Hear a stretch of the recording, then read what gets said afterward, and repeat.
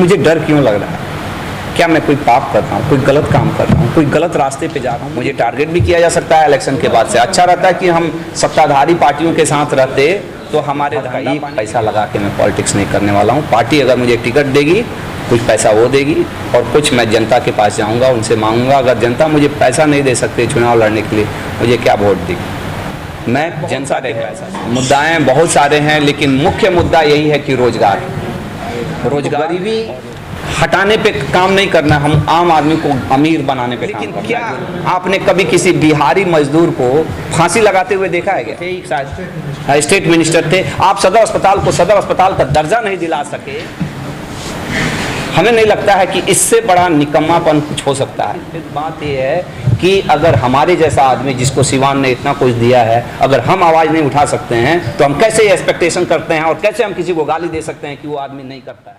सबसे पहले मैं धन्यवाद देना चाहता हूं। और एक्चुअली ऐसा नहीं है पहली बार मैं मीडिया के सामने आया हूं, लेकिन मैं सबसे पहले अपने मन की जो दिल की बात है वो करना चाहता हूं। क्या मालूम क्यों आज डर लग रहा है मुझे, और मैं आपके माध्यम से आपसे भी पूछना चाहता हूं और ये जो लोग देख रहे हैं उनसे भी पूछना चाहता हूं कि मुझे डर क्यों लग रहा है? क्या मैं कोई पाप कर रहा हूँ, कोई गलत काम कर रहा हूँ, कोई गलत रास्ते पर जा रहा हूँ? मुझे डर क्यों लग रहा है? डर ऐसा नहीं है कि अभी लगा, ये चीज़ें मैं 1.5 महीने से सोच रहा था। वाइफ मेरी रेडी नहीं थी, वो यहीं से थी। और एक्चुअली आप जितने लोग, बहुत लोग मेरे से बहुत क्लोज हैं, ये मोनू बाबू हैं, बहुत क्लोज हैं, घर तक इन लोगों का आना जाना है, परिवार से जुड़े हुए हैं। मैं एक ऐसा इंसान हूँ कि मैं बड़ा गर्व से कहता हूँ कि मैं अपने वाइफ से कंट्रोल होता हूँ। बहुत चीज़ें मैं उनकी बातें सुनता हूँ, क्योंकि मुझे लगता है कि ज़िंदगी में आपके वाइफ, आपके जीवन साथी से बड़ा कोई दोस्त और कोई शुभचिंतक नहीं होता।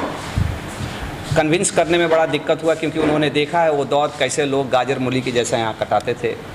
उनको भी डर लगता है, उनको भी लगता है, डर तो हमको भी लग रहा था, अभी भी लग रहा है। लेकिन मुझे लगता है कि अगर हमारे जैसा आदमी अपनी बात नहीं कह सकता है तो हम कैसे आने वाले जनरेशन्स को ये मैसेज देंगे कि तुम्हें अपनी बात कहना है। मैं अपने आप को अब समर्थ समझता हूँ हर तरह से, लेकिन फिर भी मुझे डर लगता है। ये मेरी मन की भावना थी, दिल की भावना थी। शायद हो सकता है कि इसका पार्टी पॉलिटिक्स से कुछ नहीं लेना देना हो, लेकिन ये जो चीज़ें हैं मैं व्यक्त करना चाहता हूँ।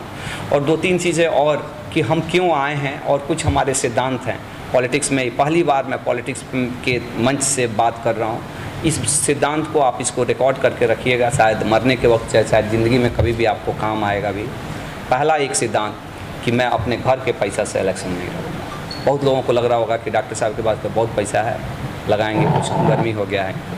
एक मैं आपको वादा कर रहा हूं कि अपने घर का एक पैसा लगा के मैं पॉलिटिक्स नहीं करने वाला हूं। पार्टी अगर मुझे टिकट देगी, कुछ पैसा वो देगी और कुछ मैं जनता के पास जाऊंगा, उनसे मांगूंगा। अगर जनता मुझे पैसा नहीं दे सकते चुनाव लड़ने के लिए, मुझे क्या वोट देगी? मैं जनता के पैसा से ही लड़ूंगा। दूसरा चीज़, इस चीज़ से हमेशा मैं, आप कभी भी आप इस चीज़ को कोट कर सकते हैं, इसको रख सकते हैं।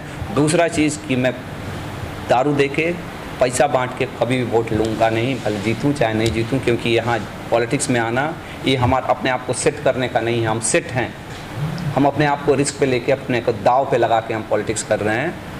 मुझे लग रहा है कि बहुत लोग जो खास करके मेरे शुभचिंतक हैं सभी मेरे को मना किए। शायद इसलिए मैं उनको धन्यवाद भी देना चाहता हूँ, क्योंकि वो मेरा केयर करते हैं। उनको लगता है कि गंदगी में मत घुसिए डॉक्टर साहब। किस पार्टी से चुनावी मैदान में आप उतरेंगे? हम प्लूरल पार्टी ज्वाइन कर चुके हैं सर, और ये प्लूरल पार्टीज़ के लिए ये बातें हम बता रहे हैं। तीसरा एक और जो हमारा एक सिद्धांत रहेगा कि हम डिवाइड की पॉलिटिक्स नहीं करेंगे। आजीवन पॉलिटिक्स हम डिवाइड, क्योंकि ये हमारे पार्टी का भी प्रिंसिपल है। हम जात धर्म के नाम पे नहीं करेंगे। हम इसलिए नहीं करेंगे, लोग हमको सपोर्ट करें ना करें, हम अपनी बात कहने के लिए जा रहे हैं। ये नहीं कि हम आपको, और जो पहले से ही आप टुकड़े में पटे हुए हैं और टुकड़े में नहीं बांधेंगे। हमारा उद्देश्य रहेगा कि अगर जो टुकड़े हुए हैं उसको भी हम जोड़ने की कोशिश करें। पार्टियों के बड़े नेताओं से आप संपर्क में थे, वैसे में प्लूरल्स पार्टी के संपर्क में कहने का मैंने, मुझे ऐसा तात्पर्य लग रहा है कि आप मेरे पे इल्ज़ाम लगा रहे हैं कि हम दूसरे जगह भी मुंह मार चुके हैं, कहीं शायद सफलता नहीं मिली है इसलिए इधर घुसे हैं। देखिए एक्चुअली एक चीज़ और भी है कि एक अच्छा डॉक्टर होने के कारण से, समाज के साथ अलग काम करने के कारण से मैं सबके सामने हाथ जोड़ के खड़ा रहा हूँ, सबका सेवा किया हूँ, सबसे हमारे रिलेशन है। इसका मतलब ये नहीं है कि मैं सबके संपर्क मीन्स क्या, मैं सबके काम में था। कोई ऐसा नहीं बोल सकता कि मैं इसके लिए काम नहीं किया हूँ, मैंने किसी को इज्जत नहीं किया है, कोई आया तो मैं खड़ा होकर उसको प्रणाम नहीं किया है। क्योंकि जब भी कोई जनप्रतिनिधि के सामने मैं हाथ जोड़कर खड़ा रहता हूँ तो मैं उस जनप्रतिनिधि को नहीं प्रणाम करता हूँ, उन तमाम लोग जो उनके पीछे खड़ा हैं उस जनता को प्रणाम करता हूँ जो उनके साथ हैं, चाहे वो किसी जाति के हैं, चाहे किसी धर्म के हैं, किसी थॉट्स के हैं। क्योंकि वो इंसान है और हम ऐसे माइथोलॉजी से, ऐसे धर्म से बिलोंग करते हैं कि हम उस इंसान में ही भगवान की मूर्ति समझते हैं। अगर वो भगवान किसी को सपोर्ट कर रहा है, हो सकती है उसकी विचारधारा मेरे से ना मिलती हो, मैं उसको प्रणाम करता हूँ। सर, बहुत सारी पार्टियाँ थी, निर्दलीय के आप चुनाव लड़ सकते थे, लेकिन पुलस पार्टी का आपने क्या देखा, क्यों उस पार्टी को और क्या उद्देश्य है पुलस पार्टी को ज्वाइन करने का? विचारधारा, क्योंकि देखिए ये चीज़ दिमाग में मेरे बहुत सारा बातें थी। हम चाहते तो एक सत्ता के, एक हमेशा ये लगा कि ऐसा हो सकता है कि प्लूरल पार्टी नहीं पाती है, लेकिन एक नई सोच से है और नए सोच से है तो हो सकता है कि हम पावर में आए, नहीं भी आए। और एक्चुअली मोटा मोटी अगर देखें तो मैं हूँ कौन? मैं एक डॉक्टर मन क्या, एक व्यवसायी, एक बनिया हूँ। मुझे टारगेट भी किया जा सकता है, इलेक्शन के बाद से। अच्छा रहता है कि हम सत्ताधारी पार्टियों के साथ रहते तो हमारे धंधा पाने के लिए अच्छा रहता है, लेकिन वो हमारे थॉट्स के साथ नहीं मिल रहे थे। और मुझे लगा कि अगर जब हम मैदान में आ ही गए हैं तो खुल के लड़ना चाहिए। जिससे मैं ताल्लुकात रखता हूँ, जिससे मेरे विचार मिलते हैं, जिससे मेरी फ्रीक्वेंसी मिलती है। अगर मैं ऐसा इंसान कभी नहीं बन सकता कि मेरे मन में कुछ अलग है, ज़बान पे अलग है, दिखा कुछ अलग रहे हैं, ऐसा कभी नहीं। क्योंकि उस तरह से कभी खुल के काम नहीं, मैंने जितना भी किया है मैंने हमेशा अपने औकात से बड़ा काम किया है और अपने थॉट्स जो है ना, अपने हमारे दिमाग है उसी के हिसाब से। मैं कभी कोई ऐसा इंसान नहीं बोल सकता कि मैं उससे गवर्न होता हूँ, एक्सेप्ट मेरी वाइफ। किस विधानसभा से आप चुनाव लड़ेंगे? अगर पार्टी जहाँ से ये करेगी, हमारी तो इच्छा होगी, अगर कहीं पार्टी सपोर्ट करेगी, अगर वो देना चाहेगी तो हम सीवान सदर से लड़ना चाहते हैं। क्योंकि हमारी विचारधारा भी है कि हम एक चेंज की पॉलिटिक्स करना, और मेन हमारा मुद्दा एक ही है, रोज़गार और रोज़गार। सीवान में बहुत सारी समस्याएं, किस मुद्दा को लेकर आप जनता के बीच जाएंगे? मुद्दाएं बहुत सारे हैं, लेकिन मुख्य मुद्दा यही है कि रोज़गार और रोज़गार। बातें बहुत सारी हैं, हम एक एक करके आप लोग चाहिएगा तो बताएंगे, लेकिन मुख्य बात यही है कि हमको रोज़गार देना है, हमको गरीबी हटाने पे काम नहीं करना है, हम आम आदमी को अमीर बनाने पे काम करना है। जो अभी तक लोग गरीबी हटाओ, हमको काम करना है। ये लॉकडाउन अभी कोरोना का नहीं है, ये 30 साल से जो हमारा बिहार, हमारी सोच, हमारी आर्थिक स्थिति पे जो लॉकडाउन है उसके अगेंस्ट हमको वर्क करना है। रोजगार की बात की और सिवान में रोजगार के नाम पर कई बार चुनाव हो गए, वैसे में यहाँ के मीडिया धूल झोंक रही है, एक जो भी था उसको गुजार नहीं देगा। वैसे में क्या लगता है रोजगार यहाँ पर हो पाएगा? बिल्कुल हो पाएगा। देखिए हम लोग बहुत कर्मठ आदमी हैं जी। सरकार के हर एक्चुअली सोचिए ना कि क्या हम महाराष्ट्र से आगे हैं? आप बताइए दिल से, हम क्या महाराष्ट्र से आगे हैं क्या? बोलिए, नहीं है। लेकिन क्या आपने कभी किसी बिहारी मजदूर को फांसी लगाते हुए देखा है क्या? क्यों नहीं?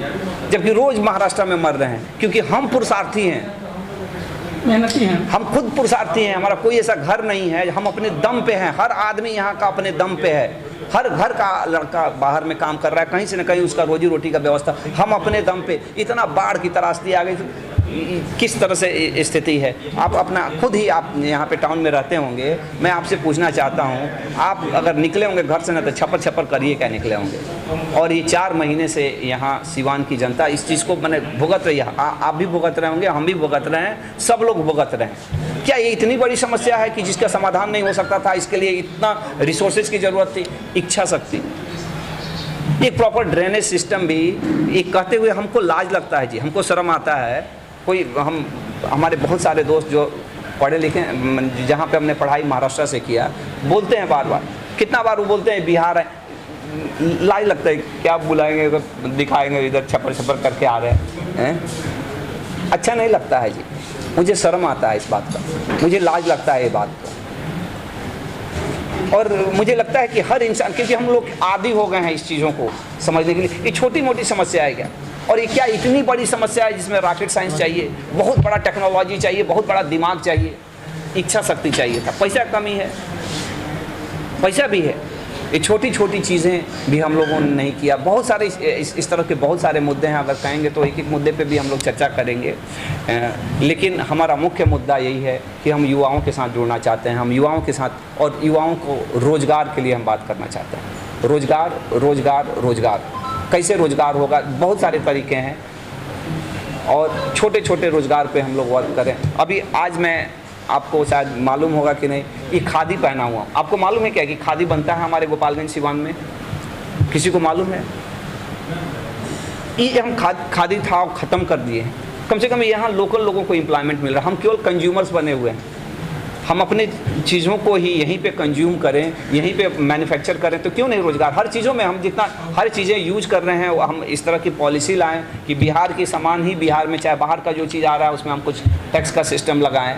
तो हम इतने बड़े कंज्यूमर हैं कि इसी से मैन्युफैक्चरिंग का पूरा हब, छोटे छोटे ये कपड़ा बनाने के लिए कितना बड़ा फैक्ट्री चाहिए, कितने लोग चाहिए, और क्या हमारा कपड़ा आपके कपड़ा से ख़राब है क्या? तो क्या मानते हैं यहाँ के जो सदर विधायक हैं उन्होंने 15 सालों में कुछ काम नहीं किया? हम किसी आदमी पे आरोप नहीं लगाना चाहते हैं, क्योंकि हमारा पॉलिटिक्स ही इंसान बेस्ड नहीं है, लेकिन विचारधाराओं के हम बिल्कुल खिलाफ हैं जी। 15 साल कम समय नहीं होता है। ये बहुत सारे लोग, सदर अस्पताल की आप स्थिति देखिए, हम अच्छे हैं, आप अच्छे हो सकते हैं, लेकिन हमें अपने और आपकी चिंता नहीं। लेकिन वही गरीब आदमी जो रिक्शा वाला चलाता है, दिन भर में 200 रुपया 300 रुपया दिन भर कमाता है, तो उसका कहीं कट जाए ना, उसकी औरत का डिलीवरी कराना है, क्या ये सदर अस्पताल वो सक्षम है? ठीक से टाका भी नहीं लग सकता है 15 साल में, इसके लिए कौन जवाबदार है? आप यहाँ पे स्वास्थ्य मंत्री भी रहे और अभी भी स्वास्थ्य मंत्री हैं। ऐसा हम इंसान का नहीं विरोध कर रहे हैं, लेकिन ये विचारधारा का हम विरोध कर रहे हैं। क्यों नहीं हुआ? क्योंकि वो लोग सक्षम नहीं है, पावर में रह के भी वो सक्षम नहीं है। क्यों सक्षम नहीं है भाई? क्या मजबूरी है कि आप सक्षम नहीं? आप अपने ज़िले में, जहाँ के आप स्वास्थ्य मंत्री रह चुके, कोई शायद कैबिनेट के नहीं, कुछ स्वास्थ्य मंत्री तो थे ही, शायद स्टेट मिनिस्टर थे, आप सदर अस्पताल को सदर अस्पताल का दर्जा नहीं दिला सके। हमें नहीं लगता है कि इससे बड़ा निकम्मापन कुछ हो सकता है। इस चीज़ को लेकर आप मैदान में जब उतरेंगे तो क्या मानते हैं कि स्वास्थ्य विभाग की जो व्यवस्था बिल्कुल सुधरेगी जी। हमारे जैसे डॉक्टर, हम 12 साल पहले यहाँ सिवान में आए थे, हम एक बीवी आज भी एक ही है, ठीक, एक बीवी और एक बच्चा लेके आए थे, और एक मोटरसाइकिल था मेरे पास। आज सिवान ने मुझे सब कुछ दिया है। आज कोई ऐसी चीज़ नहीं है जो मैं चीज़ सोच सकता हूँ और वो कर नहीं सकता हूँ। मुझे ऐसा लगता है सिवान ने मुझे सक्षम बनाया, इसके लिए मैं धन्यवाद देना चाहता हूँ। डर लगता है जी, पॉलिटिक्स में आने में डर लगता है, लेकिन फिर बात ये है कि अगर हमारे जैसा आदमी जिसको सिवान ने इतना कुछ दिया है, अगर हम आवाज़ नहीं उठा सकते हैं, तो हम कैसे एक्सपेक्टेशन करते हैं, और कैसे हम किसी को गाली दे सकते हैं कि वो आदमी नहीं करता है? कुर्बानी देनी पड़ेगी। हम यहाँ पे अपने आप को सेट करने के लिए नहीं आए हैं, हम सेट हैं, हम बिल्कुल सेट हैं। हम अपने आप को रिस्क पे लेके, हमको लग रहा है कि हम अपने आप को दाव पे लगा के हम पॉलिटिक्स कर रहे हैं। सर, आप ज़िले में इतने दिनों से आप खुद कह रहे हैं कि हम एक बाइक बच्चा अकेले आए, इतनी बड़ी पूंजी तैयार की है, यहीं सिवान के लोगों की मदद से ही जी। आप विधायक पे भी आरोप लगा रहे हैं, आज राजनीति में आए हैं तो विधायक पे आरोप लगा रहे हैं, कल तक क्यों नहीं आवाज़ उठा रहे थे? क्योंकि कल हम आम आदमी थे। आम आदमी आवाज़ नहीं उठाता है। आम आदमी की, अभी आज हम पॉलिटिशियन बन गए हैं ना, तब भी देखिए, भले लोग कुछ भी कहे, डर सबको लगता है, फटती सबकी है, लेवल अलग अलग होता है, और लेवल बदलता भी है धीरे धीरे। एक समय था कि आप जोर से बोल दें तब भी हमारी फट जाती थी। समय ने मुझे सिखाते गया, मारते गया, थपेड़ा सीखते गए, और इनफैक्ट हम उस रोल में नहीं थे। हमारा रोल एज ए डॉक्टर, क्या आप एक्सपेक्ट करते हैं कि हम पॉलिटिक्स करें? आप एज ए ये बताइए। हाँ, हमने सबके सामने हाथ जोड़ के जो भी आया है हमने सेवा किया है, क्योंकि उस वक्त मेरा काम सेवा था। सेवा आज भी है, लेकिन अब मुझे लगता है कि मुद्दाएं हैं मेरे पास, क्योंकि मैं जिंदा हूँ जी, मरा नहीं हूँ। मेरे मन में कुछ भावनाएं हैं। क्या मैं हमेशा क्योंकि मैं डॉक्टर हूँ तो नहीं, डॉक्टर साहब को ये नहीं, बहुत लोग हमको बोले डॉक्टर साहब आपको ये शोभा नहीं देता है सब।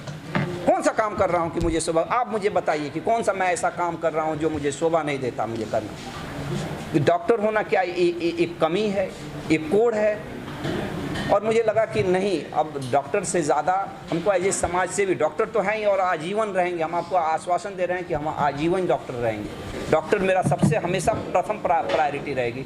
लेकिन क्योंकि मैं जिंदा हूँ, हमारी जो भावनाएं हैं, जो हमारे विचार हैं, मुझे व्यक्त करना चाहिए, मुझे विरोध भी करना चाहिए, मुझे लोगों की गाली सुनने के लिए भी तैयार होना चाहिए। आपने चिकित्सक रूप में बहुत लोगों का इलाज किया और सबको ठीक किया, लेकिन वैसे में क्या लगता है जो सिवान का विकास बीमार हो गया उसका भी इलाज करेंगे?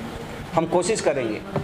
हम हर चीज़ के एक्सपर्ट नहीं हैं, लेकिन मुझे लगता है कि एक अदना सा आदमी यहाँ पे आके 150 लोगों का बिना किसी सहयोग के अपने दम पे और लोगों की सहायता से अगर हम रोज़गार दे सकते हैं, तो अगर हम खुल के नहीं रहता है, खुल के प्ले करना, अभी तक हम खुल के प्ले नहीं किए हैं, अब खुल के अगर प्ले करेंगे ना तो हम बहुत अच्छा कर सकते हैं, अगर जनता का और ख़ास करके युवाओं का सहयोग रहा तो। और हम यहाँ पे युवाओं के लिए आए हुए हैं, क्योंकि बात ये हमारी नहीं है, आपकी भी नहीं है, एक्चुअली बात है हमारे बच्चों की।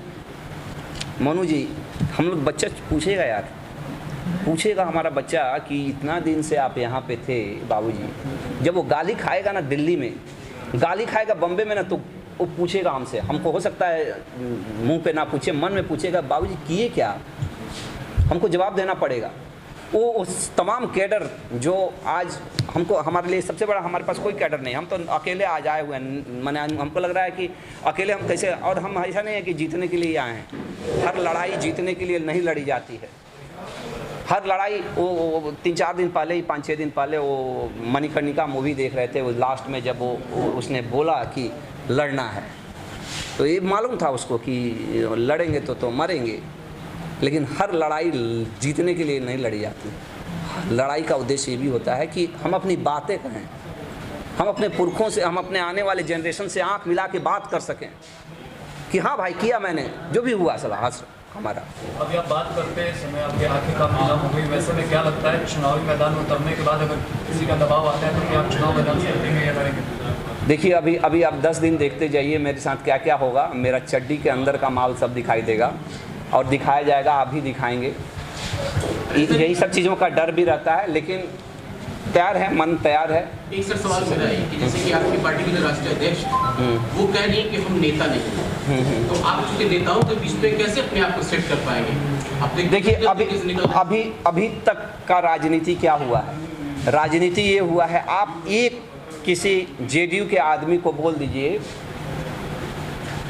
भक्ति की राजनीति हुई है, चाहे वो भले, चाहे मोदी भक्ति हो, चाहे नीतीश भक्ति हो, चाहे लालू भक्ति हो, वो आदमी की भक्ति हो रही है। कोई आरजेडी के इंसान की ये औकात है क्या कि वो लालू जी की विरोध कर सके, पार्टी में रहते हुए बोल सके?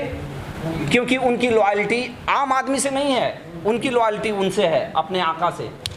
हमारी पार्टी बोलती है कि हमारी लॉयल्टी किसी आदमी व्यक्ति विशेष से नहीं है, हमारी लॉयल्टी है उस आम जनता से, जिसके कारण से हम इस जगह पे हैं। सर, आज आप ये बात बोल रहे हैं, कल आप भी वही काम कीजिएगा जो अदर पार्टी कर रही है। आपकी पार्टी की जो राष्ट्रीय अध्यक्ष है पुष्पक प्रिया चौधरी, अगर कल किसी तरह की बात, अगर मान लीजिए कोई आपका मन में वो लग रहा है कि मैडम गलत काम कर रही है, तो क्या आप बोल सकेंगे? हम आपको हमेशा बता रहे हैं कि मैं इस चीज़ को आजीवन फॉलो करूंगा, जो मुझे अच्छा लगता है, जो मुझे लगता है मेरे दिल के। देखिए, यहाँ 2 इंसान है, एक पार्टी है और एक आदमी है। ऐसा नहीं है कि हम ही पार्टी हैं, एक हमारा खुद का भी व्यक्तित्व है जी। पार्टी एक है, डिसिप्लिन होना चाहिए हर जगह पे डिसिप्लिन, लेकिन एक हम भी हैं। पार्टी एक है, एक हम हैं, हम पार्टी के हिस्सा हैं, लेकिन ऐसा नहीं है कि हम पूरा का पूरा पार्टी ही हैं, हमारा भी कुछ वजूद है। और मैं आपको प्रॉमिस कर रहा हूँ कि अगर मुझे कोई चीज़ें ख़राब लगेगी ना, कि मुझे लगता है, तो मैं अपने पक्ष कभी भी रखने से पीछे नहीं हटूँगा, क्योंकि हमारा यहाँ पॉलिटिक्स में आना सेट होने के लिए नहीं आए हैं, हम चेंज करने के लिए आए हैं, हम हवा के रुख के अलग काम करने के लिए आए हैं, हम अपनी बात कहने के लिए आए हैं। सिवान की तस्वीर बदलेगी अब क्या? कोशिश हम करेंगे, लेकिन ऐसा ये तो जनता बताएगी जी। हम हमारी औकात क्या है, हमारी औकात नहीं है जी, वो तो जनता डिसाइड करेगी। हम कोशिश करेंगे, लेकिन ज़रूर हम अपनी जिस शिद्दत से हमने अपना प्रैक्टिस किया, हम अपने आप को ग्रो किए। मुझे लगता है, मुझे अपने आप पे गर्व होता है कि जिस तरह से मैंने अपने आप को ग्रो किया। जब मैंने महाराष्ट्र से पढ़ाई किया, जब मैं बिहार आने, उस वक्त हमारे लिए पूरा दुनिया का ऑप्शन खुला हुआ था। मैं बिहार में आया, बहुत सारे मेरे दोस्त लोग कहाँ जा रहा है, यहाँ तक मेरे माँ बाप भी नहीं चाहते थे कि मैं यहाँ पे आऊँ, मेरी पत्नी भी उस वक्त नहीं चाहती थी कि मैं यहाँ पे आऊँ। लेकिन आज सभी लोग गर्व करते हैं कि तूने अच्छा काम किया, बेहतर काम किया। जनता के बीच क्या बनती जाएंगे, बेटा सेवक नेता? हम सेवक थे, पहले भी थे, आज भी हैं और आगे भी रहेंगे। हम सेवक बन के ही जाएंगे और डॉक्टर बन के जाएंगे। डॉक्टर के रूप में हम हमेशा रहेंगे। भले ही आप हमको, हमारी विचारधाराओं को माने ना माने, हम हमेशा आपकी सेवा में लगे रहेंगे। और जाने का, हम आपके पास जाने का उद्देश्य, ये बात पक्का है कि केवल हमारा जीतना नहीं है, शासन नहीं है, शासन करने के उद्देश्य से नहीं आ रहे हैं। हम आपके पास जा रहे हैं, हम अपनी बातें रखने के लिए। हाँ, पार्टी का एक ही विचारधारा है कि 30 साल की लॉकडाउन के अगेंस्ट में हमको काम करना है। हमको किसी आदमी के विरोध नहीं काम करना है, हमें विचारधारा के विरोध में काम करना है। और दूसरा चीज़ कि 3 मुद्दे हैं जिस पे हमको काम करना है, रोजगार और रोजगार और कुछ नहीं।